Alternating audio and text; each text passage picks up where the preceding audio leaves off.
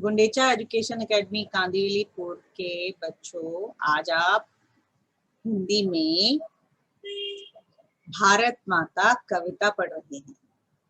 आज का हमारा पद्य है अपने देश, जिसको हम भारत माता के नाम से जानते हैं, उसके ऊपर लिखी गई कविता भारत माता। बच्चों, भारत दुनिया का एक मात्र ऐसा देश है जहाँ का झंडा हमें प्रकृति में ही दिखता है। सुनहरा सूरज, सफेद ठंडी शीतल हवा और नीचे हरियाली। तो ये देश तो प्रकृति द्वारा ही मान्य है। प्रकृति ही इस भारत भूमि को बहुत ज्यादा महत्व देती है। बच्चों, मैथिली शरण गुप्त जी ने, जिनको राष्ट्र कवि भी माना जाता है, ये कविता लिखी थी, जो राष्ट्र को हमेशा ऊपर मानते थे। उन्होंने राष्ट्र की आत्मा को आवाज दी है अपनी बच्चों। भानस भवन में आर्यजन जिसकी उतारे आरती, भगवान भारत वर्ष में गूंजे हमारी भारती। ये मैथिली शरण गुप्त जी की पंक्तियां हैं कि दुनिया भर में भारत का नाम ऊंचा हो।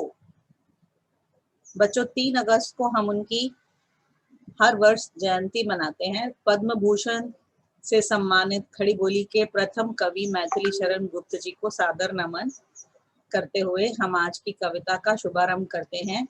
पृष्ठ संख्या है आपकी किताब में 116। बच्चों, जब आप इस कविता को पढ़ोगे तो आप इसका शुद्ध उच्चारण करने की कोशिश करना। हमारी व्याकरणिक गलतियों के बारे में हमें तब जानकारी होती है जब हम किसी चीज को बार बार पढ़ते हैं, ध्यान पूर्वक पढ़ते हैं। और हमें राष्ट्र प्रेम बहुत आगे लेके रखना है। हमेशा हमारा राष्ट्र प्रेम सबसे ऊपर होना चाहिए।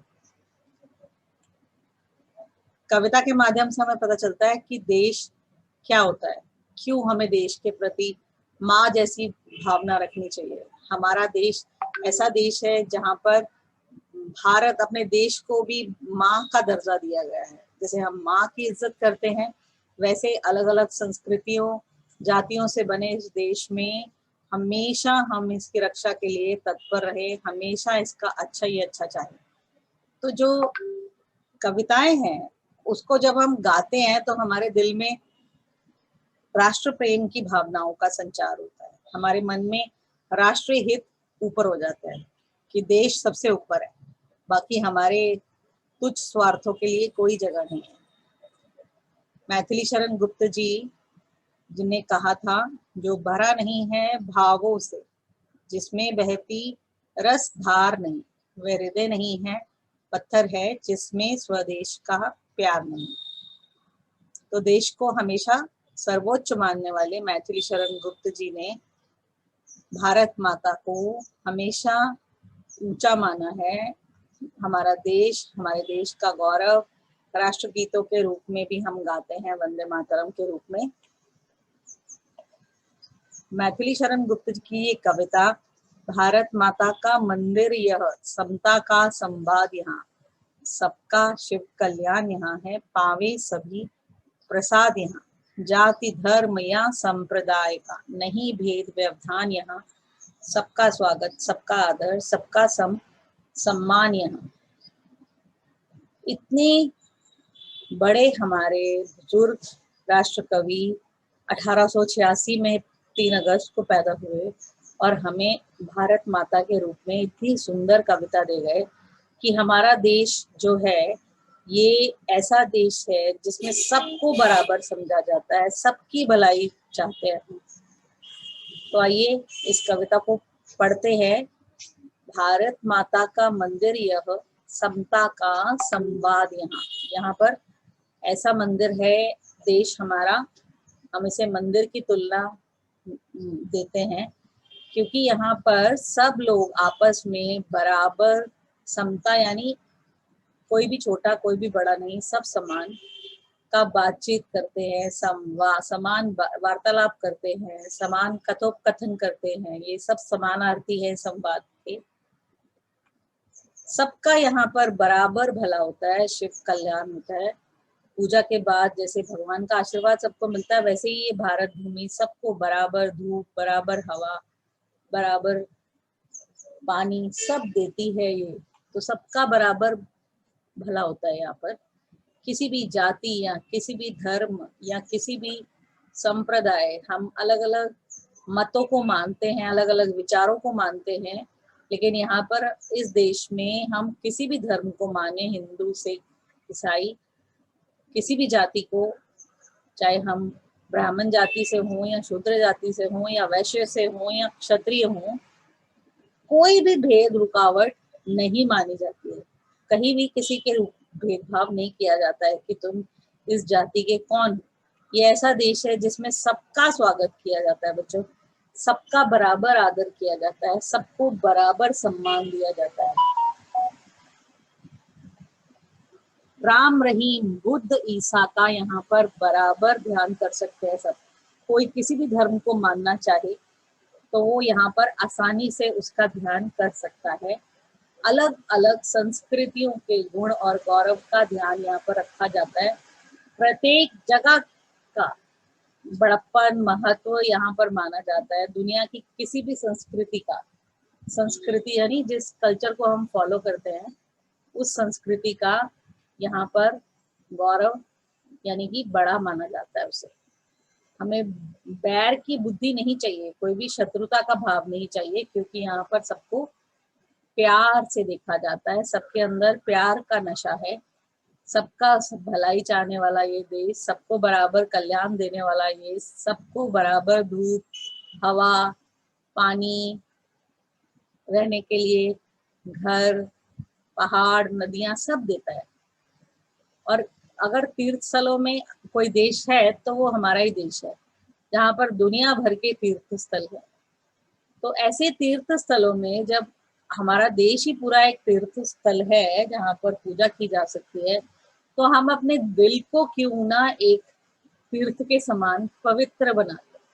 क्यों ना हम अपने दिल को ही निष्पाप बना लें, हमेशा अच्छा ही चाहें दूसरों का। ऐसा दिल रखें जो हमेशा स्वच्छ हो, जिसके मन में दूसरों के लिए गलत भावना ना हो। और क्यों ना हम अजात शत्रु बन जाएं, ऐसे व्यक्ति बन जाएं जिसका कोई भी शत्रु ना हो और सबको दोस्त बना ले। बहुत सी रेखाएं प्रस्तुत हैं यहाँ, तो अपने मन के चित्र क्यों ना बना ले। हमारे सामने बहुत सारे आदर्श हैं, हम चाहें जो भी बनना वो बन सकते हैं। तो उन लकीरों को फॉलो करके, उन लकीरों को समझ के आप आगे बढ़ सकते हैं। 100 आदर्शों को लेकर अपना एक चरित्र बना सकते हैं। महात्मा बुद्ध से, गुरु नानक देव जी से, शंकराचार्य जी से, बहुत सारे आदर्श है बच्चों, जिन्होंने अपना पूरा जीवन देश के लिए लगाया है। चाहे वो अध्यात्म की तरफ लगाया हो, चाहे वो अपनी जान को कुर्बान करके लगाया हो। अनेक योद्धा जिन्होंने हमारे देश में जन्म लिया, वो आदर्श हमारे सामने प्रस्तुत है। तो हम उनको देखकर अपनी जिंदगी को क्यों ना अच्छे आदर्शों पर लगा के रखें। हम एक साथ मिल बांट ले, क्यों ना अपने हर्ष और विषाद, यहाँ हर्ष मतलब खुशी, विषाद मतलब दुख, अपने दुख और सुख आपस में क्यों ना बांट लें। क्योंकि यहाँ पर तो सबको बराबर भलाई मिलती है, सबको बराबर कल्याण मिलता है, सबको बराबर धूप मिलती है, पानी मिलता है, हवा मिलती है। तो ये करोड़ों कंठों से इसके भारत में रहने वाले 100 लाख से भी ज्यादा लोग, करोड़ या कोटि कहलाते हैं, उनकी जय होनी चाहिए हर जगह। भारत भूमि में रहने वाले भारतीयों की विजय गौरव होनी चाहिए। ऐसी आवाज होनी चाहिए, ऐसी ध्वनि होनी चाहिए जिसमें सब लोग मिलकर भारत का जयगान मनाए। हमारे देश में आने के लिए दुनिया तरसती है, क्योंकि यहाँ पर सबको बराबर कल्याण होता है, सबको पूरा आशीर्वाद मिलता है। ये वो भारत भूमि है जो कि भारत माता के मंदिर के समान है। तो आइए इस सौभाग्य को महसूस करते हुए कि हमें पावन भारत भूमि में जन्म मिला है, सबकी कल्याण की कामना करनी चाहिए। शब्दार्थ में देखिए, समता, समानता, सुलभ, आसानी से मिलना, अजात शत्रु जिसका कोई दुश्मन ना हो, व्यवधान रुकावट, बैर शत्रुता, कोटि करोड़ों, सम समान को बोलते हैं उन्माद यानी दीवानगी या पागलपन, हर्ष विषाद यानी प्रसन्नता और दुख। मौखिक प्रश्नों को करते हैं। ये कविता किसके बारे में है? ये कविता के रचयिता कौन है? सबको मित्र बनाने के लिए हमें क्या करना पड़ेगा? कविता का संदेश बताइए, क्या शिक्षा देती है हमें? पहले तो कविता बताती है एकता और भाईचारे के बारे में, और फिर मित्र बनाने के लिए हमें एक दूसरे के साथ मिलकर चलना होगा। कविता हमें ये संदेश देती है कि अगर हम साथ मिलकर चलेंगे तो हर काम को आसान बना सकते हैं। सही गलत देखिए, भारत में जाति धर्म बहुत अधिक है जी। बहुत सारी जातियों के लोग रहते हैं। सभी धर्मों को कवि समान मानता है, बिल्कुल सही। कवि सबका कल्याण चाहता है जी। कविता में चरित्र निर्माण की सीख दी गई है, बिल्कुल सही। कवि अनेकता का पाठ पढ़ाते हैं, पांचवा गलत है, वो एकता का पाठ पढ़ाते हैं। कवि सबको मिलकर बैठने की सलाह देते हैं, जी हाँ। कवि ने भारत माता का मंदिर किसे कहा है और क्यों? देश को भारत माता का मंदिर कहा है क्योंकि हमारा देश सबका कल्याण चाहता है। किसी भी जाति धर्म में कोई भी भेदभावना नहीं करता है। हम चाहते हैं कि सारे देश के प्रति हम प्रेम की भावना रख के सबके साथ मिलकर चले। कवि भारत की किन विशेषताओं से प्रभावित है? भारत के अंदर कौन कौन सी विशेष चीजें हैं जिससे कवि इम्प्रेस होता है, प्रभावित होता है? कि भारत में समानता की भावना है, किसी भी व्यक्ति को छोटा या बड़ा नहीं समझा जाता, जाति या धर्म के आधार पर कोई भेदभाव नहीं होता है, हर व्यक्ति को समान अधिकार मिलता है, और हम चाहे तो किसी भी धर्म की पूजा या उपासना कर सकते हैं। चरित्र निर्माण के लिए किन आदर्शों की जरूरत होती है? हमें चाहिए चरित्र निर्माण के लिए एक दूसरे के साथ प्यार से रहना, शत्रुता का भाव ना रखना, अपने दिल में सभी धर्मों के लोगों के बारे में अच्छे भाव रखने, एक दूसरे के साथ दुख सुख बांट कर चलना, देश में कल्याण की भावना को हमेशा ऊपर रखना। कवि सभी भारतवासियों को सुख दुख बांटने का परामर्श क्यों देते हैं? क्यों ये सलाह देते हैं, क्यों ये परामर्श देते हैं कि हमें आपस में सुख दुख को बांटना चाहिए? क्योंकि हम सभी के लिए अपने सुख दुख बांटेंगे तो हमारा भी काम आसान हो जाएगा।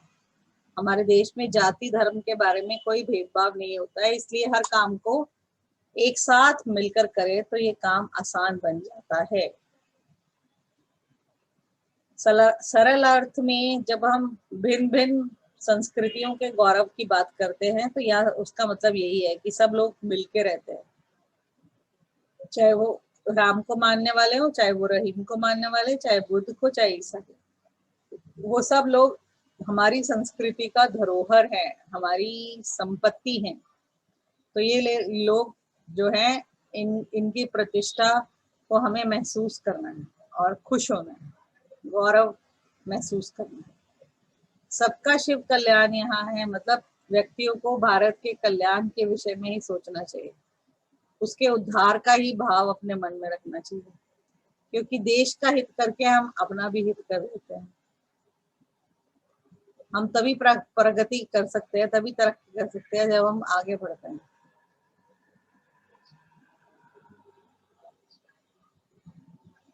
सबका शिव कल्याण है, मतलब भारत जो है सब लोगों के भलाई के बारे में ही सोचता है, देश के हित में ही हम अपना हित समझते हैं। जाति धर्म संप्रदाय का भेद व्यवधान नहीं है, क्योंकि अनेक धर्मों के लोग यहाँ पर रहते हैं, सब एक दूसरे से प्यार करते हैं, यही सोचते हैं कि हमारे भारत के ही व्यक्ति हैं। राम रहीम बुद्ध ईसा का सुलभ एक सा ज्ञान यहाँ, भिन्न भिन्न भव संस्कृतियों के गुण गौरव का ध्यान यहाँ, नहीं चाहिए बुद्धि बैर की, भला प्रेम उन्माद यहाँ, सबका शिव कल्याण यहाँ है, पावे सभी प्रसाद यहाँ। भारत माता के मंदिर में क्या सुलभ है? सुलभ मतलब आसान है। राम ने रहीम बुद्ध ईसा का ध्यान आसान है। अगर आप कविता को पढ़ेंगे तो आपको बहुत सारे उत्तर अभी लिखने आ जाएंगे। कवि क्या नहीं चाहते हैं? बैर की बुद्धि नहीं चाहते हैं। यहाँ पर भिन्न भिन्न क्या है? संस्कृतियां। भारत माता के मंदिर में सबसे बड़ा प्रसाद क्या मिलता है? वो है प्रेम और भाईचारे का। विलोम शब्द बताइए। सम्मान, अपमान, आदर, निरादर, सुलभ, दुर्लभ, मित्र, शत्रु, हर्ष, शोक, प्रेम,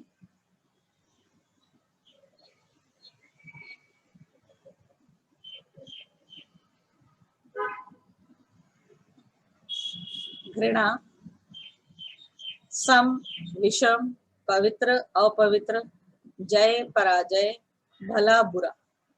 जब हम अनुस्वार अनुनासिक का प्रयोग करके शुद्ध रूप में लिखना चाहेंगे तो मंदिर में म के ऊपर बिंदु यानी कि अनुस्वार आएगा। यहाँ में हा के ऊपर चंद्र बिंदु या अनुनासिक आएगा। संस्कृति में स के ऊपर एक बिंदु आएगी। संप्रदान में स के बाद ऊपर एक बिंदु। संप्रदान, संप्रदान मतलब दूसरों को कुछ देना। इतनी तो नहीं है। तो कैसे हम अनुनासिक और अनुस्वार लगाकर शब्दों को लिखना जानते हैं, ये ध्यान रखना है आपने। बांटना, बांट में चंद्र बिंदु आएगा या अनुनासिक आएगा। रेखाएं के ऊपर चंद्र बिंदु आएगा। समानार्थी शब्द बताना है। माता का माँ भी बोलते हैं, जननी भी बोलते हैं। शत्रु को रिपु बोलते हैं, दुश्मन बोलते हैं। मंदिर को देवग्रह या देवालय बोलते हैं। मित्र को हम दोस्त बोलते हैं, सखा बोलते हैं। बहुवचन रेखा का रेखाएं, माता का माताएं, जाति का जातियां, सपना का सपने, संस्कृति का संस्कृतियां, सीढ़ी का सीढ़ियां, कविता का कविताएं, माला का मालाएं, चिड़िया या के ऊपर चंद्र बिंदु आएगी या अनुनासिक आएगा। लड़ाई, लड़ाइयां, ई बड़ी हट जाएगी और या के ऊपर चंद्र बिंदु आएगा। तो बच्चों ये ध्यान रखना है आपने। अंग वाला उसको गृह कार्य में कीजिए और बहुत ही ध्यान से समझ के कीजिए। कहीं भी आपको कोई किसी भी तरह की परेशानी हो तो हमें बताइए।